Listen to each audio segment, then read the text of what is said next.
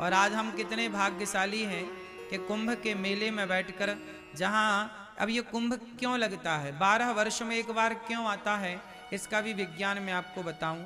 देखिए, विज्ञान साइंटिस्टों को, वैज्ञानिकों को आज पता चला कि बृहस्पति का चक्कर 12 वर्षों का होता है। हमारे ऋषि मुनियों को हजारों साल पहले पता लग गया कि जब बृहस्पति का एक चक्कर पूरा होता है, बृहस्पति की एक परिक्रमा जब पूरी होती है तो 12 वर्ष में पूरी होती है, और जब एक परिक्रमा बृहस्पति जी की पूरी होती है तब हमारे यहाँ एक कुंभ का आयोजन होता है 12 वर्ष में एक बार। दुनिया आज जानती है, ग्रह नक्षत्रों के बारे में आज बातें करती है। हमारे यहाँ पहले से कितना साइंटिफिक रहा है हमारा सनातन धर्म, हजारों साल से ये परंपरा चली आ रही है। जानते हैं कुंभ का मेला कब से चला आ रहा है? जब समुद्र मंथन हुआ, और समुद्र मंथन से जब सबसे पहले अमृत, सबसे अंत में अमृत निकला, तो उस अमृत की वो कुछ बूंदें आकर के 4 स्थानों पर गिरी। उन 4 स्थानों में एक स्थान है प्रयागराज। जब प्रयागराज जी में अमृत की बूंदें गिरी तो यहां पर अमृत की बूंदें इसी माह में, इसी समय पर वह बूंदें जब आकर गिरी, तब से लेकर आज तक उसी तिथि पर, उसी समय पर कुंभ का मेला लगाया जाता है। और कुंभ के मेले में हम सब दरस परस करते हैं गंगा मैया का, संगम का, क्योंकि कहा जाता है कि वो अमृत की जो बूंदें हैं, वह अमृत की बूंदें कहाँ हैं? आज भी वह अमृत की बूंदें हम सबके भीतर अमरता भर रही हैं। कौन सी अमरता? आज तक कौन व्यक्ति अमर हुआ? देखो, इस पूरे कथाक्रम को मैं आपको बहुत सहजता और सरलता से समझाऊं तो बहुत प्रेम से समझना पड़ेगा समुद्र मंथन को। अच्छा, एक बात बताओ, जब समुद्र मंथन हुआ तो सबसे पहले क्या निकला? अमृत निकला कि विष निकला? क्या निकला?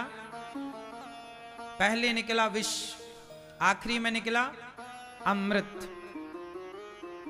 जब आखिरी में अमृत निकला तो क्या हुआ जानते हैं? आखिरी में अमृत जब निकला तो आखिरी में अमृत निकला ना, पहले क्या निकला? विष।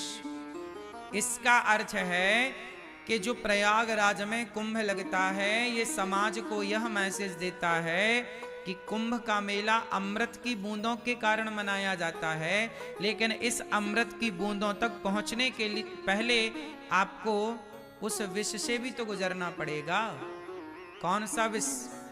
जीवन में जब कठिनाई आए, जीवन में जब समस्याएं आए तो घबराना मत, क्योंकि उन कठिनाइयों के बाद, उन समस्याओं के बाद कामयाबी का अमृत भी आने वाला है। तो अमृत आखिरी में, विष पहले। आप किसी भी काम की शुरुआत करिए, पहले क्या निकलता है? पहले आपको बुराइयां मिलती हैं। आप बिजनेस करेंगे तो पहले असफलताएं मिलेंगी। आप पहले कुछ बड़ा सोचेंगे तो समाज कहेगा कि तुमसे ना हो पाएगा, समाज आपको कहेगा कि तुम्हारे बस का नहीं है। मतलब हर किसी अच्छे कार्य में सबसे पहले विष ही निकलता है। क्या निकलता है? पहले विष निकलता है, आखिरी में क्या निकलता है? इसलिए समाज में जितने हमारे नौजवान बच्चे हैं, कुंभ के मेले में बच्चों को भी, जो बच्चे मतलब छोटे छोटे बच्चों की मैं बात नहीं कर रहा, जो युवा है, 20 साल के बच्चे हैं, 25 साल के छोरा छोरी हैं, इन युवाओं को भी इस कुंभ के महात्म को समझाना चाहिए कि बेटा, आजकल सबसे ज्यादा हताश कौन है जानते हैं? युवा, जवान। जो आज के जवान बच्चे हैं ना, यदि ये जरा सा फेल हो जाएं, जरा नंबर कम आ जाएं, जरा से इनकी कोई तरक्की में, कोई आगे कामयाबी में जरा सी बाधा आ जाए तो आजकल के बच्चे रोने लग जाते हैं। एग्जाम देने के बाद जब नंबर सही नहीं आते तो आपने देखा होगा कुछ बच्चे आत्महत्या कर लेते हैं। कर लेते कि नहीं? 10वीं का परिणाम अच्छा नहीं आया, 12वीं का रिजल्ट अच्छा नहीं आया, कुछ बच्चे आत्महत्या कर लेते हैं। हाँ या ना? क्यों कर लेते हैं? क्योंकि आप लोगों ने उन्हें ये नहीं बताया कि बेटा, आज यदि असफलता मिली है तो असफलता से घबराना नहीं चाहिए।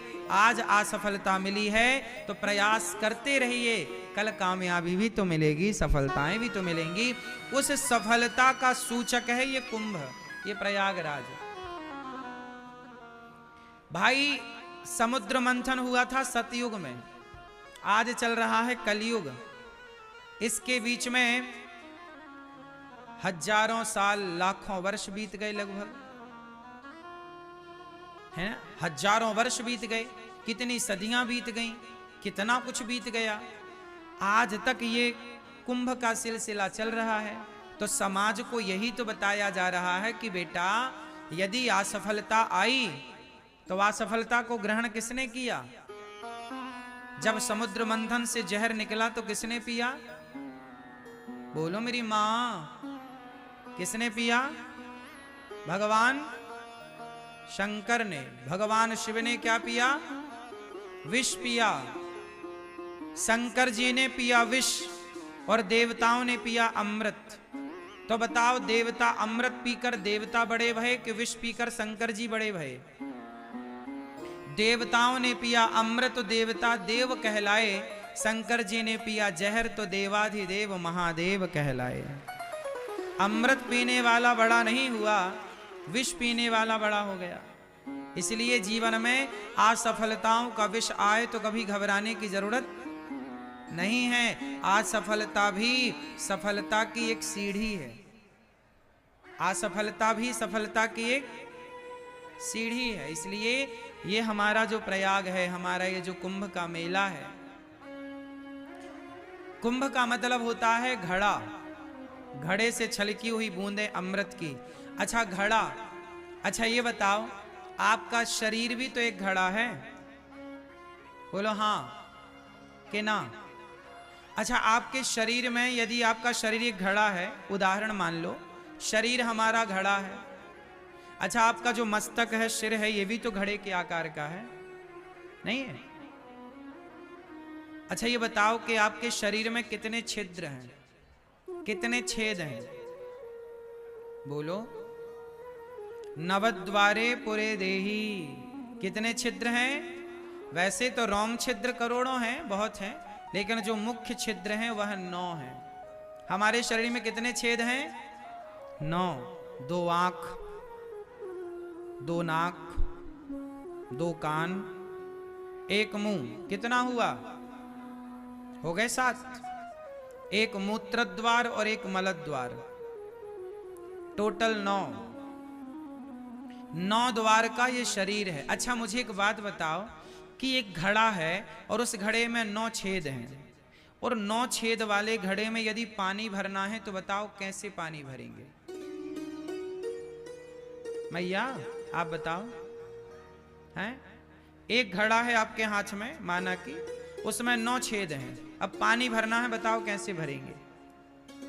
गंगा जी का जल भरना है, कैसे भरेंगे बताओ? कैसे मेरी मां? भाई आप बताओ कैसे भरेंगे? हैं?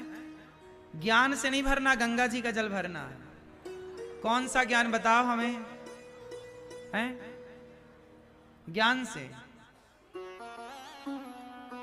मैया कैसे भरा जाएगा बताओ?